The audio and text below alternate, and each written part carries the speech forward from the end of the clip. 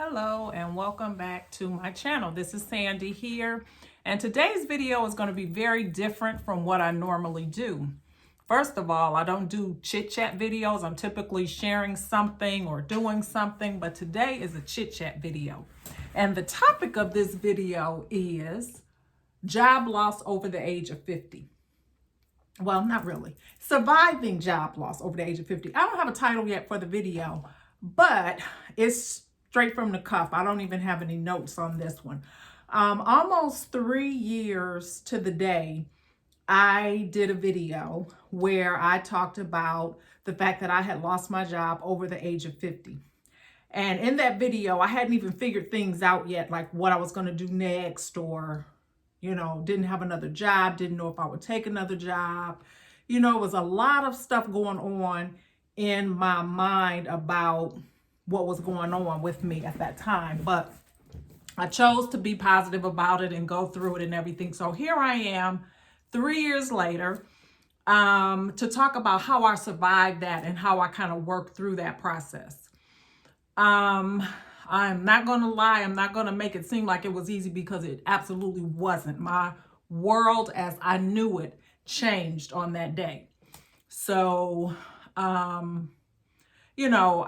I had worked for collectively 30 some odd years, and I was faced with not having a job and not knowing what to do next. So what happened was, first of all, my job that I had at the time, they told me 6 months in advance. So that was my first blessing in all of this, is that I had a lot of warning to prepare.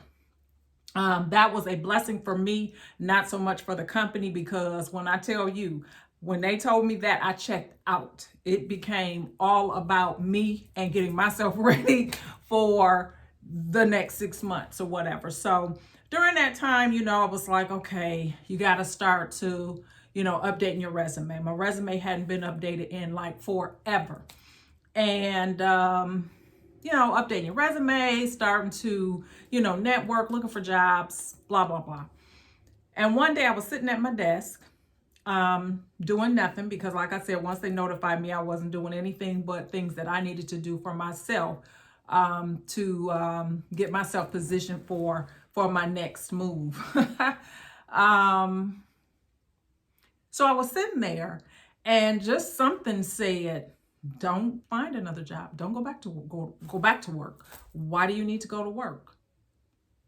And I'm like, what do you mean, why do I need to go to work? That made no sense to me, because that same year in January, as part of my, get the new year and everything, I had a financial wellness check with Fidelity to talk about what, where I was positioned for retirement. I was over 50, am I saving enough? Where am I? What age will I be able to retire, based on, what their formulas or calculations or whatever that they had. And they basically told me that I was doing okay, but that I wouldn't retire or shouldn't retire until, like 62, 65. So that was the first thing that went through my mind when I found out I lost my job. I was like, oh my God.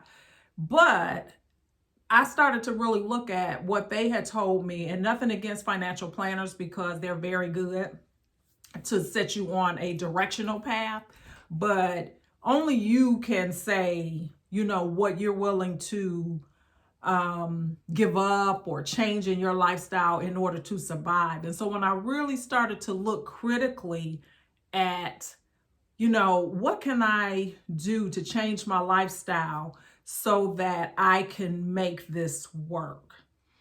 So that was the start of me saying, semi-retirement. I knew that it couldn't be a retirement because I did not have the age. I didn't have the years with my company. So it was not a retirement. However, did I really need to take or want to take another career type job where it's all consuming, 40, 50, 60 hours a week, and, all of the stresses that go with the job? And not only the stresses of the job, but my personal life. And how that was changing. And what I mean by that is my parents are aging. At that time, around that same time frame, my sister was losing her job as well. And she was losing her job due to mergers and acquisitions. I was losing mine due to outsourcing. So we're kind of going through the same thing. She's younger than I am. So I thought about that, and I said, you know, if I go back to work, I know she was going back to work, you know, with my parents. My mom had back surgery not long before that.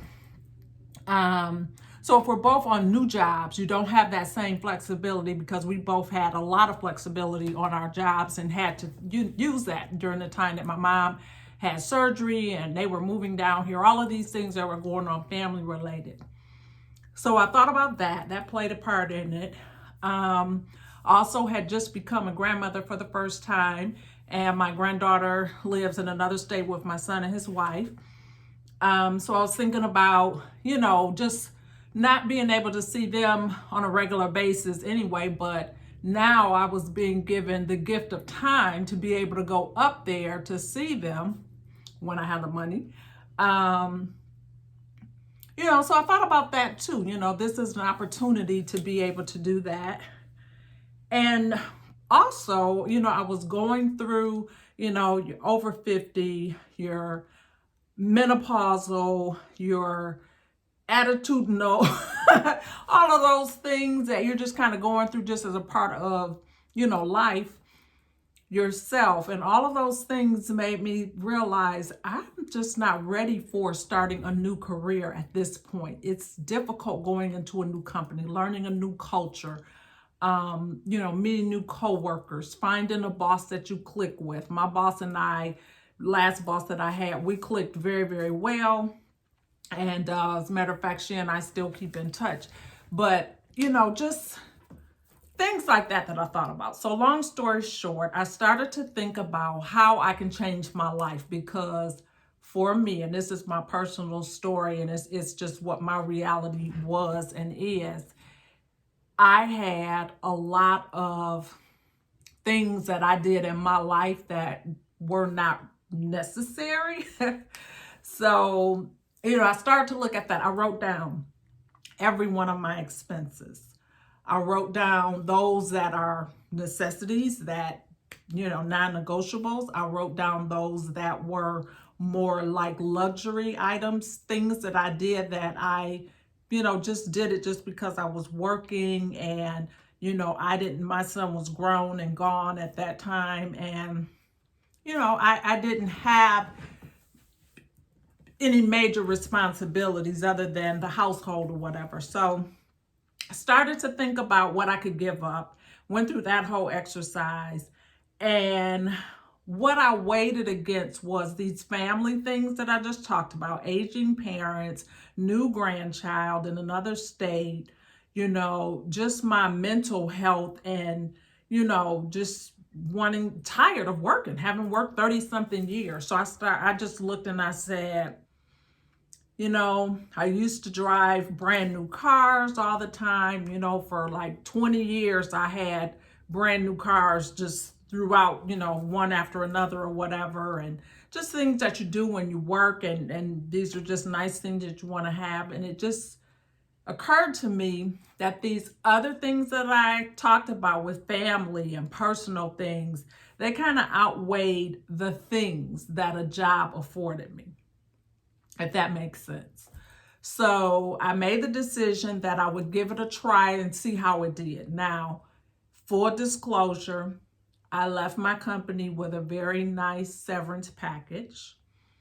And I had to start to look at, okay, eliminating excess expenses, obviously, and living, you know, frugal to an extent, but I still had to have some things in there that brought me joy, because if I didn't do that, then I wasn't going to be happy. So had to balance all of that out.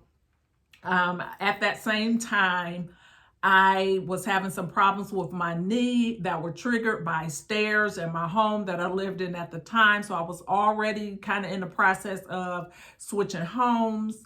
And so I did that, but the course kind of changed when this happened with my job, right? So the house that I was looking at or the neighborhood that I was looking at, it's like, okay, nope, can't do that because that was the area that you live in when you're working. So it's like, okay, where can you go to accomplish the same thing? First floor master, that I was looking for. So that kind of happened all in the same time.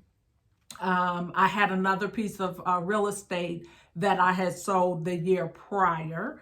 So I, did really well, with the sale of that property. So a lot of different things kind of went on. So full disclosure, financially, that's how I was able to kind of pull it off.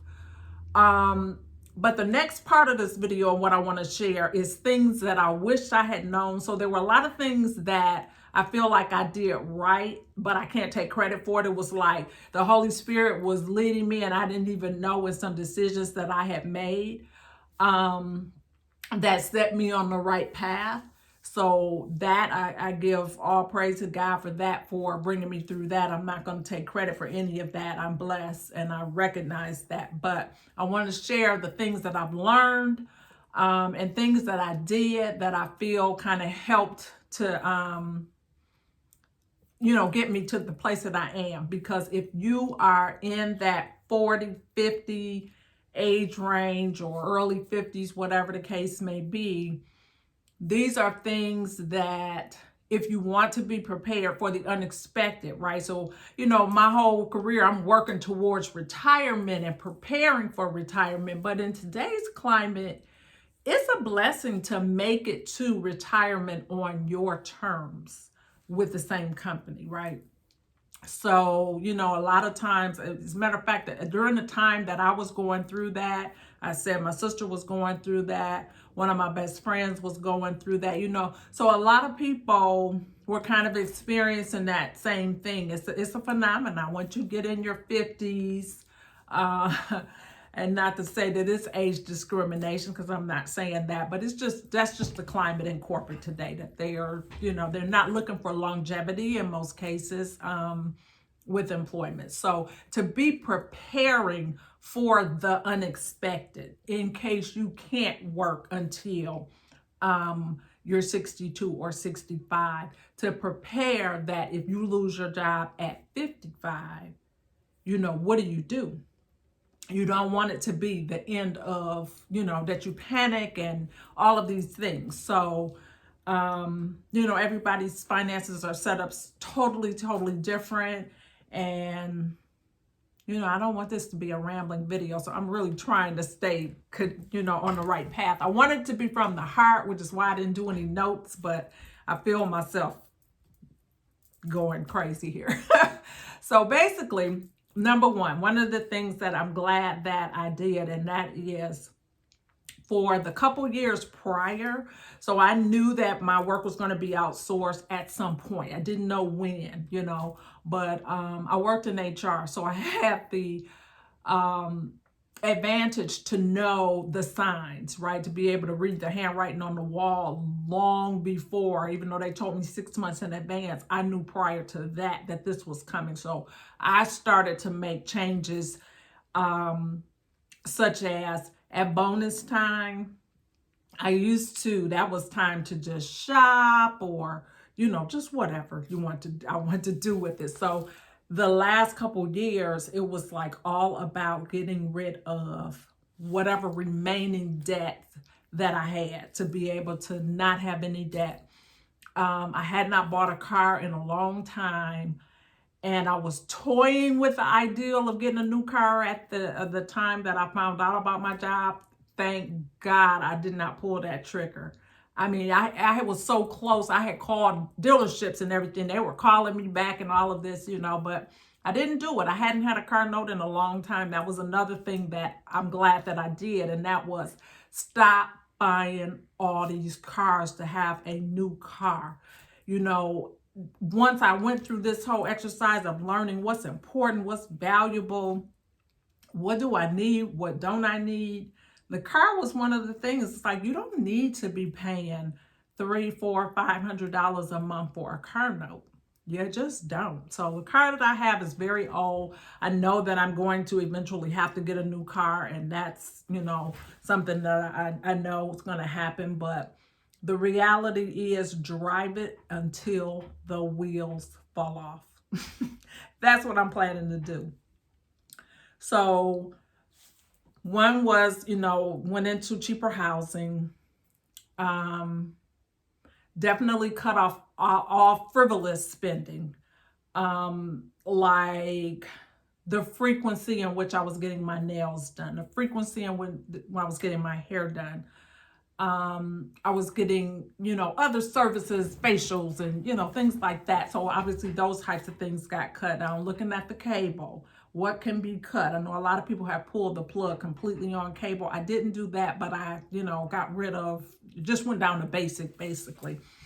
So did that, started cooking. So I had the worst habit when I was working where I never cooked. I never cooked. I ate out every day. And so I stopped that. And that's like so expensive, so wasteful. So I stopped that. So long story short, just cut out all of that stuff, reduce the cost of my housing, stop buying brand new cars, and made do with the car that I still have. When I got my severance pay, I said, okay, you want to stretch this for X time period. I took some of that money, I put it aside in what I called a fun employment account. I did that so that if I wanted to go out and do something, which has turned into an obsession of mine, is going to the Dollar Tree all the time. So go to the Dollar Tree, inexpensive activities or whatever that I want to do, even occasional trips. I put some money aside there. This is the money for that. This rest of this money, you need to make it last X time period. And so that put discipline in my life to an extent.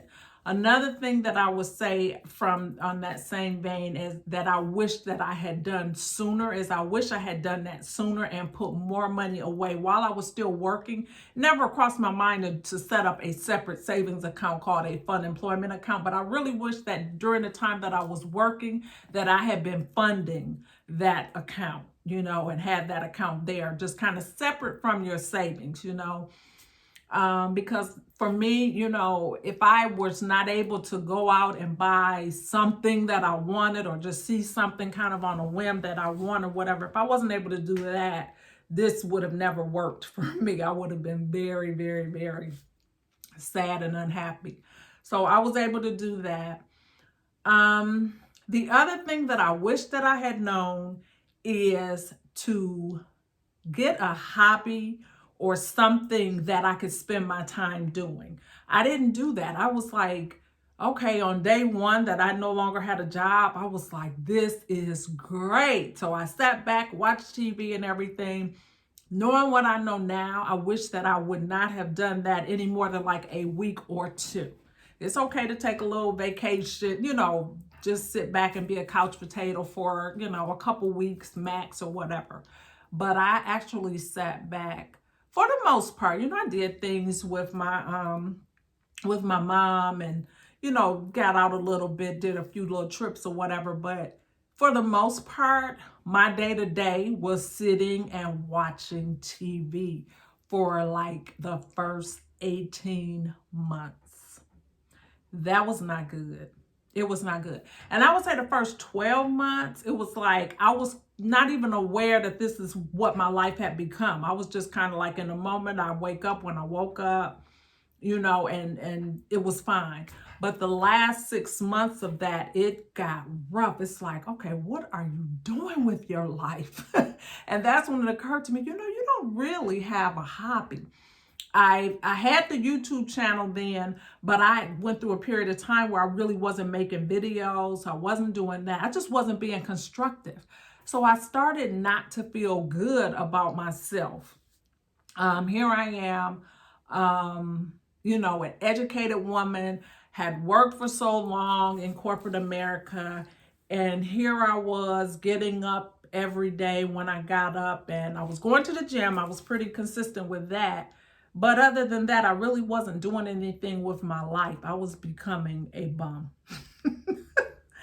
So that was at the point that I started looking for things to do. I had a online thrift store. I did that a little bit, and I still do that a little bit, but that was not enough to say you're really doing something constructive, right? Because that wasn't taking up a lot of time. So I ended up going to the schools at that time, and that's how I became a substitute teacher and started doing that. And that's been perfect because that gets me something to do, you know, a few times a week, 3 times a week, you know, even sometimes 4 times a week, whatever it is. It gives me something to do, but I wish that I had done that sooner because I really wasted like, you know, a whole year of really kind of doing nothing and spending a little bit more of my fun employment account, even though it was earmarked for fun employment account and all of that. So it wasn't like I was going into my,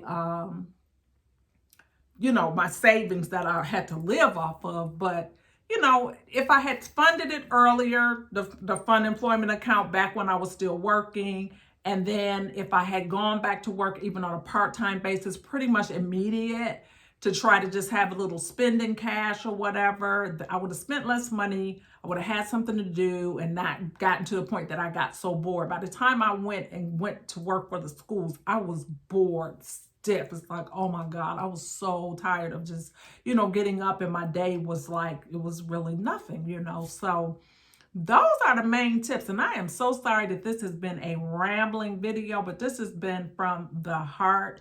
Like I said, I didn't have any notes. So I would say to you, if you are a 40-something, I'll go back even that far. I know at 40-something, you're probably thinking about retirement and probably have a solid plan in mind for, you know, when you get into your 60s or whatever. But my big advice to anyone is to start thinking in terms of if that were to happen in your 50s, because it might. So that's kind of how I got to where I am. I am happy now. My life is completely different from what it was 3 years ago when I was working. Sometimes I walk by the mirror and look at myself and I'm like, oh my God. I mean, I sweatshirts and t-shirts and sweatpants and gym shoes is my pretty much everyday attire unless I'm working at the school.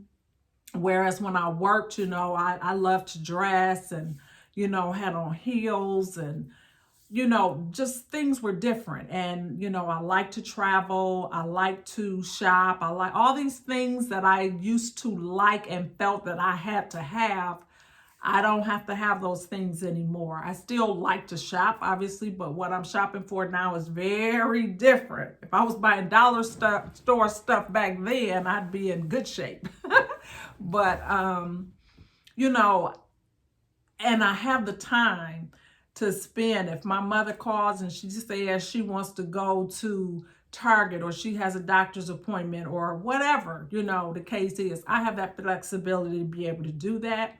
That's invaluable. You cannot put a price tag on that. Being able to spend the time with your family, being able to go and spend time with my son and his family has been invaluable and worth every change that has happened in my life, you know. So every change is not a bad change. It's just very different and you adapt to it. And now this is what my life is. That other life, is I'm going to call it another life, that's just not anything that I desire anymore, with the exception of the travel. I miss the travel sometimes, but, you know, I still get to do, you know, a couple trips a year or whatever. And I go to Chicago, which is where my son is, quite often. I found ways to save and be creative to be able to do those things. So my main thing with that is I have a airline credit card. I only use credit cards to get the miles, so I will pay the electric bill, the gas bill, the water bill, whatever on this card and then pay it off. You know, don't run a balance or anything, but every dollar that you spend, you're getting an airline mile. And so that's how I'm able to go to Chicago like I want to. And the brilliant part about that is that I'm able to do it more often because I don't have to ask anybody for the time off. So that's something you can't put a price tag on. So, you know, my parents are in their 80s. I have the flexibility to be there with them. I have mental calm, right? I'm at peace with, you know, my life as it is now. I have to count every penny, you know, I can't go out to eat often. But I don't miss it. I've grown fond of cooking. I have my Instant Pot. I've got my air fryer. I'll buy these little things like that just to keep it, you know, something that I enjoy and to be able to feel like I'm getting something new. So, you know, it's all good, you know. So I think at this point, 3 years later, this is just a follow-up to my video 3 years ago, where I know that I said in that video, I'm not sure if I'll go back to work. I'm still saying that because you never say never, but I'm gonna try to ride this out for as long as I can, and hopefully, prayerfully, I won't have to go back to the traditional work, you know, place or whatever, and that I can just continue to live my simple life and kind of make it. So this video was really kind of inspired by Raquel from if I'm not cheap, if it ain't cheap, I'm not buying it. She is another YouTuber, and she had happened upon that old video. I didn't know her back then, but she happened upon that old video, and we just kind of had a little correspondence about it. And every now and then, that video didn't get like a tremendous amount of views, but just every blue moon, someone will happen upon that video and will make a comment on it.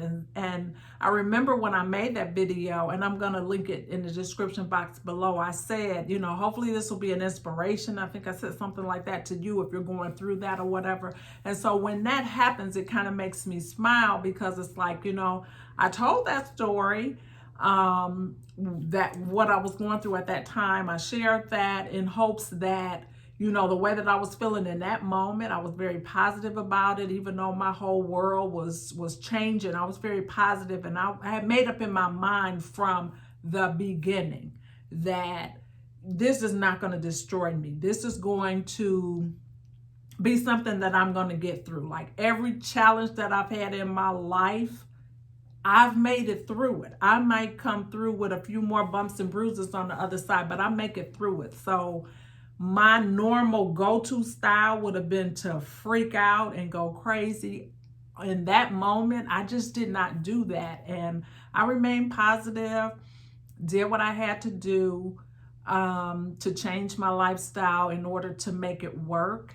And so that's the whole purpose of this video, is to just share that I survived that and how I survived it. So hopefully in this video, and I know it's long, I apologize, but hopefully there are some tips and tidbits that will help you if you are in the same situation, or if you're in the age demographic that I mentioned, 40s and 50s, to start thinking about preparing for that, because it could happen. Preferably it won't happen, but if it does, you want to be ready for potentially being retired earlier than later, because, you know, I was reading something that said retirement age is 67, life expectancy is 78. So basically we work 50 years to enjoy 11 years of life, potentially. You know, we don't know. But that was something that I really thought about, like, wow, you know, that's true. So we have to embrace where we are, whatever life throws our way. You know, even if we see like, oh my God, my world is turning upside down, we've got to ride that thing, because life is short. And as G My D says, life is short, and this show ain't no dress rehearsal. I just love her. But she says that at the end of all of her videos, and that's the truth. This is not a dress rehearsal. This is what life is. And it's going to throw all types of things at you And we just have to be prepared and ride the wave and be positive and just kind of go through it, because we're going to make it through it. No matter what it looks like on the other side, it may not look like anything that we can envision, but it'll be okay. And with that, I'm going to stop because I'm going to start rambling or preaching. So thanks so much for watching. If you are still here, you are the true MVP. I thank you so very much. Please be sure to subscribe to my channel if you're not currently subscribed. I would love to have you as part of my family. And I will see you all next time. Bye-bye.